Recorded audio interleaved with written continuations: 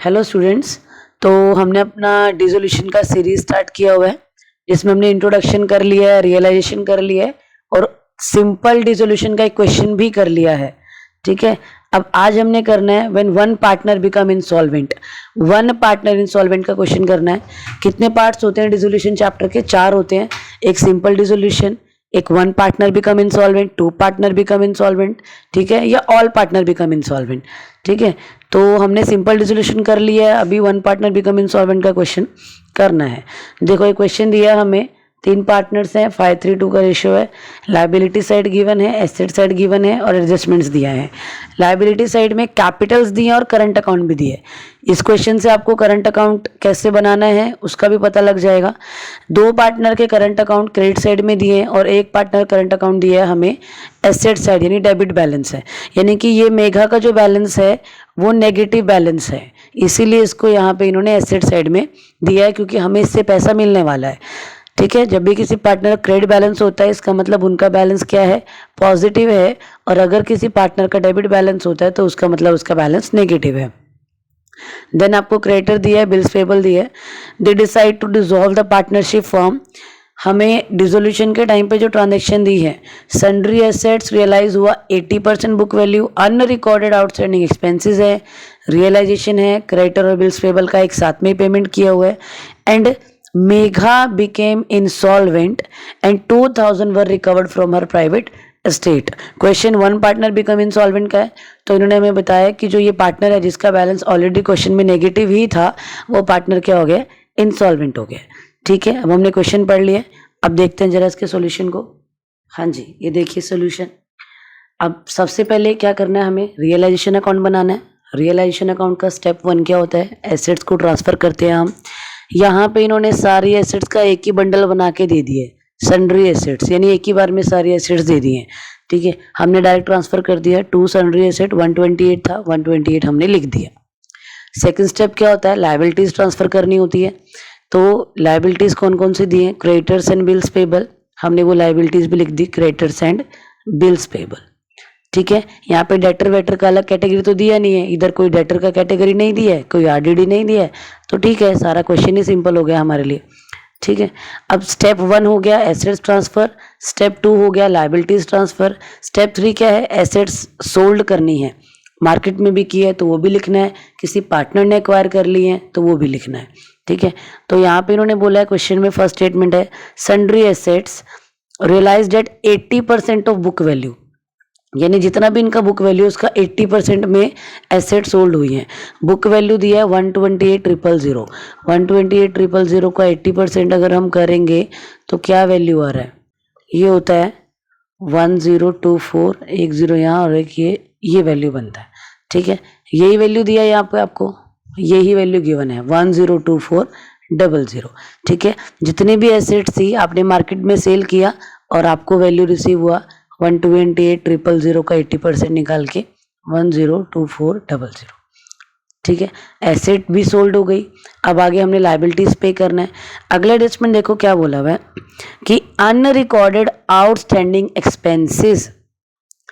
Outstanding expenses हमारे लिए क्या होता है? लायबिलिटी होती है। और एक आउटस्टैंडिंग एक्सपेंस था जो अनरिकॉर्डेड था, यानी ऐसा लायबिलिटी जो रिकॉर्ड ही नहीं किया था। अगर वो हमने पहले रिकॉर्ड नहीं किया हुआ है तो अब हम ऐसा नहीं करेंगे कि उसको पहले हम इधर रिकॉर्ड करेंगे, इधर अब उसका कोई एंट्री नहीं होगा। ठीक है, वो पहले रिकॉर्डेड नहीं था, अगर वो बैलेंस शीट में नहीं था तो वो इधर भी नहीं आएगा, यहाँ पे सिर्फ वही ट्रांजेक्शन आएंगी जो बैलेंस शीट में गिवन थी। ठीक है, हमें करना क्या है, अभी अगर हमें उसका पता लग ही गया है कि कोई अनरिकॉर्डेड लायबिलिटी थी तो डायरेक्ट उसका पेमेंट करना है। आउटस्टैंडिंग लायबिलिटी का अदर लायबिलिटीज के साथ में डायरेक्ट पेमेंट कर देना। ठीक है, उसके बाद अब लायबिलिटीज पे कर दी। ये कौन सी लायबिलिटी थी जो एडजस्टमेंट में दी है? आगे जो बैलेंस शीट वाली थी उसके बारे में देखो, इधर दिया है क्रेडिटर और बिल्स पेबल का पेमेंट हमने इकट्ठा किया है, यही तो बैलेंस शीट में दिया था। ठीक है, क्रेडिटर और बिल्स पेबल 38 दिए थे बट हमने कंबाइन पेमेंट दोनों को 34 कर दिया। ठीक है, उसके बाद क्या दिया है? रियलाइजेशन एक्सपेंसेस दिया है, वो हमने ट्रांसफर कर दिया। फर्स्ट एडजस्टमेंट हो गया, सेकंड, थर्ड एंड फोर्थ चारों हो गया, क्लियर है।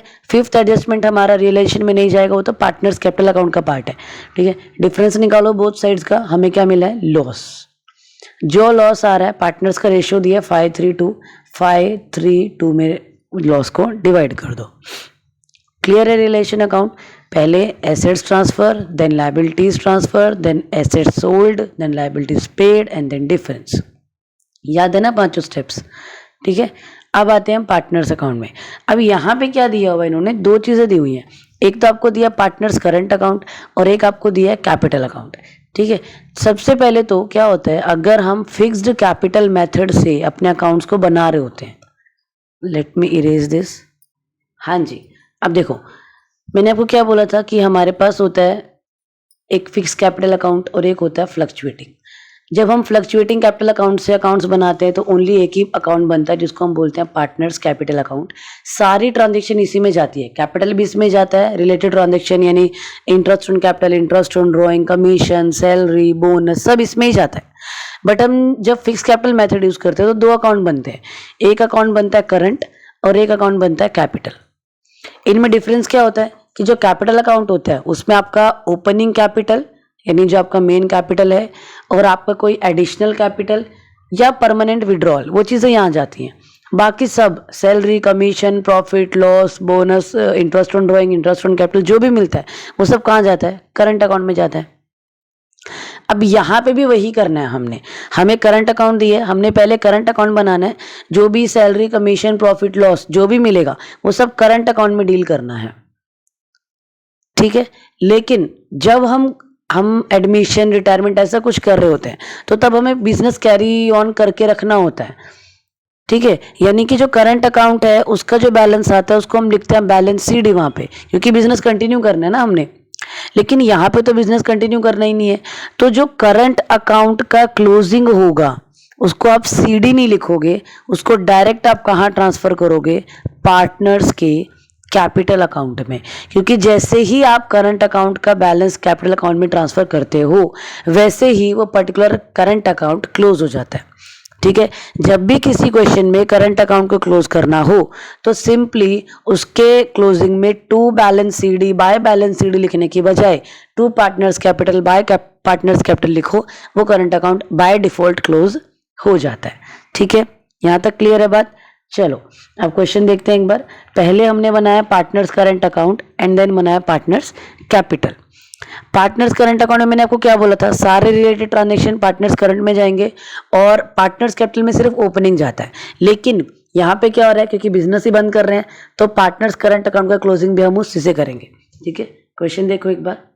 पहले हमने पार्टनर्स करंट अकाउंट बनाना है। पार्टनर्स करंट अकाउंट के ओपनिंग बैलेंसेस, दो पार्टनर विद्या और शर्मिला, इनके बैलेंसेस दिए थे पॉजिटिव और मेघा का बैलेंस दिया था नेगेटिव। तो जिनके बैलेंसेस पॉजिटिव थे वो हमने क्रेडिट कर दिए और जिसका बैलेंस नेगेटिव था वो डेबिट कर दिया। ठीक है, इसके बाद यहाँ पे कोई जनरल रिजर्व भी नहीं है और कोई ऐसा चीज़ भी नहीं है जो हमें डिवाइड करना हो।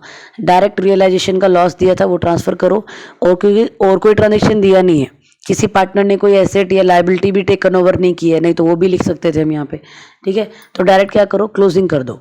अब मैंने आपको क्या बताया कि जब भी आपको पार्टनर्स करंट अकाउंट को क्लोज करना होता है तो वहां पे आपको बैलेंस सीडी नहीं लिखना है, ना ही टू बैलेंस सीडी लिखना है, ना ही बाय बैलेंस सीडी लिखना है। इसकी जगह आपको क्या लिखना है, partners capital account, to partners capital account by partners capital account जैसे भी है, बट आपको पार्टनर्स कैपिटल अकाउंट लिखना है, क्योंकि किसी भी करंट अकाउंट का क्लोजिंग तभी होता है जब आप उसका बैलेंस पार्टनर्स कैपिटल अकाउंट में ट्रांसफर करते हो। ठीक है, अब हो गया। अब पार्टनर्स करंट अकाउंट का डेबिट ज्यादा था यानी बैलेंस इसका क्रेडिट में आ गया। क्लियर है? अब आते हैं पार्टनर्स कैपिटल अकाउंट पे। तो सबसे पहले कैपिटल अकाउंट में क्या दिया, ओपनिंग बैलेंसेस दिए हैं, ये ओपनिंग बैलेंसेस आपने ट्रांसफर कर दिए हैं। ठीक है, उसके बाद करंट अकाउंट। अब पार्टनर्स करंट अकाउंट में कैपिटल अकाउंट क्रेडिट हो रहा था तो पार्टनर्स कैपिटल में ये डेबिट होगा। ऐसा क्यों? क्योंकि हमें पता है हर एंट्री के दो इफेक्ट होते हैं। अगर उसका एक डेबिट इफेक्ट है तो दूसरा इफेक्ट उसका क्रेडिट होगा, और अगर उसका फर्स्ट इफेक्ट क्रेडिट है तो हमेशा उसका सेकंड इफेक्ट डेबिट ही होगा। ठीक है, अब यहाँ पे पार्टनर्स करंट अकाउंट में फर्स्ट इफेक्ट कैसा है, क्रेडिट है ना, तो पार्टनर्स कैपिटल में इफेक्ट कैसा होगा, डेबिट होगा।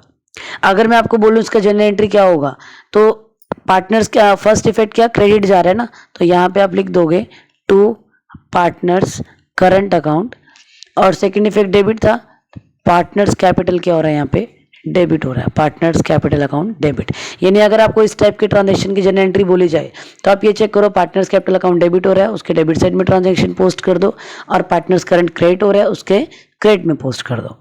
ठीक है, अब आपने ये पोस्टिंग कर दिया, यहाँ पे ओपनिंग बैलेंस लिख दिया, यहाँ तक इतना डीलिंग हो गया। अब आगे का ट्रांजेक्शन देखते हैं जरा।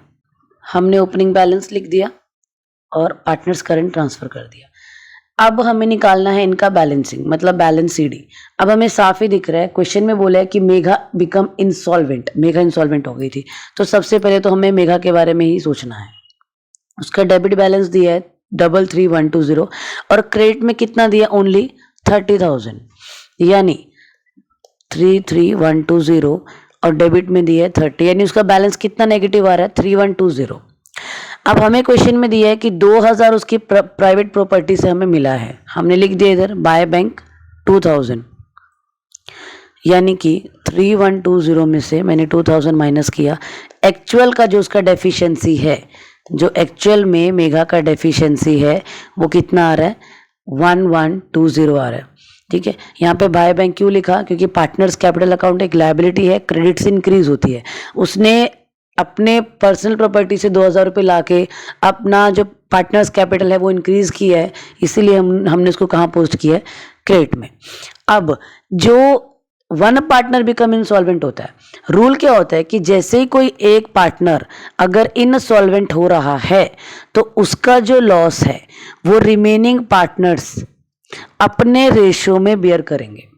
ठीक है, यहाँ पे रिमेनिंग पार्टनर्स का रेशियो क्या बन रहा है, 5:3 बन रहा है, यानी ये जो 1120 है उसको रिमेनिंग पार्टनर्स 1120 को रिमेनिंग पार्टनर्स 5:3 में डिवाइड करेंगे। ठीक है, 1120 इंटू 5/8, 1120 इंटू 3/8। ठीक है, फर्स्ट का वैल्यू आएगा ये कुछ तो अराउंड 700 और सेकंड का वैल्यू आएगा 420।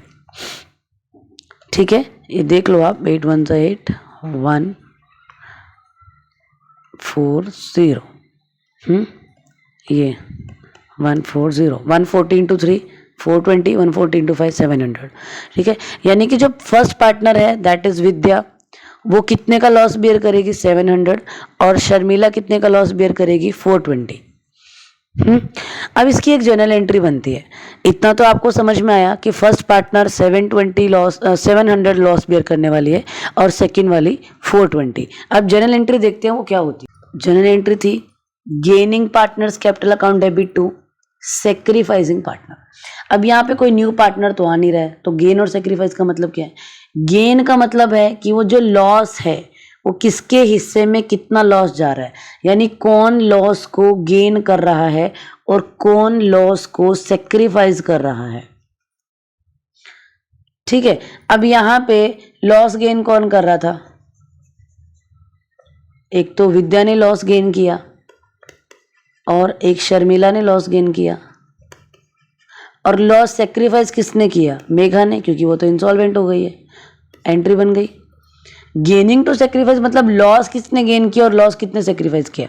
विद्या ने कितने पैसे दिए, 700, शर्मिला ने दिए 420, टोटल इसका लॉस था 1120।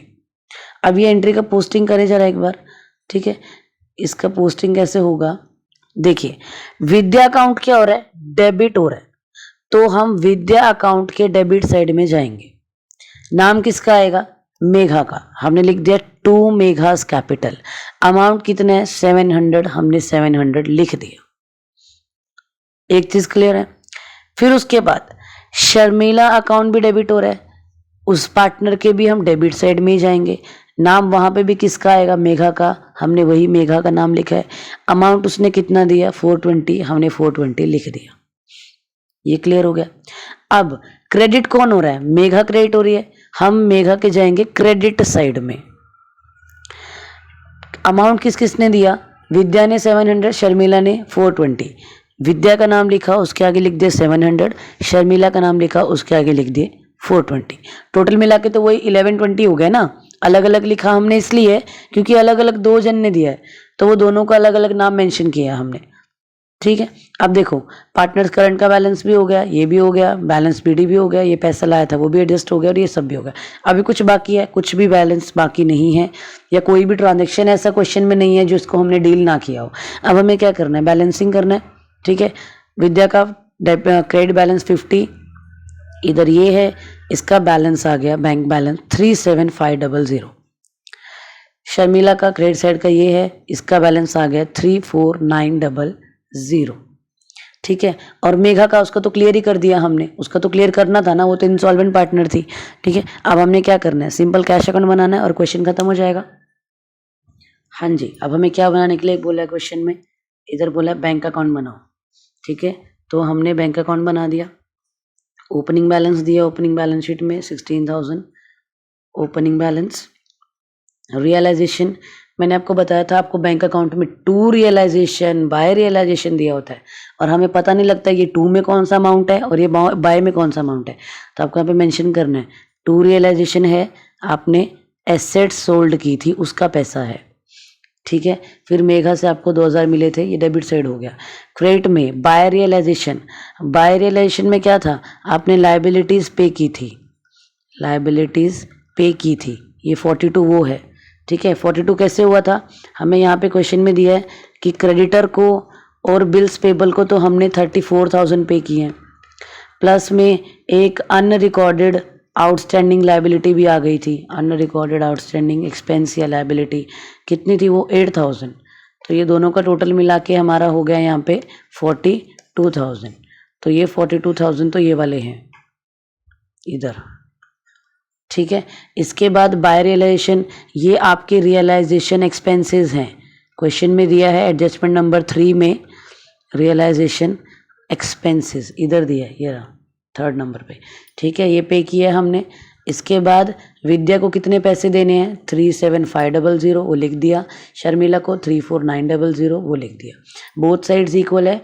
मैंने आपको लास्ट वीडियो में सिंपल डिसोल्यूशन में भी बताया था कि अगर कैश या बैंक अकाउंट का बोथ साइड्स इक्वल होता है, इसका मतलब क्या है कि आपका क्वेश्चन बिल्कुल सही है।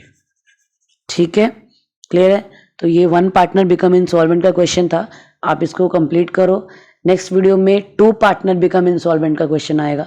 ठीक है, फिर उसको करना, अब इसको अच्छे से करो ताकि, क्योंकि अगर 1 पार्टनर ईजी है, अगर आपको समझ में आता है और सॉल्व करना आता है तो 2 पार्टनर फिर जल्दी समझ में आ जाएगा। ठीक है, okay then, thank you so much.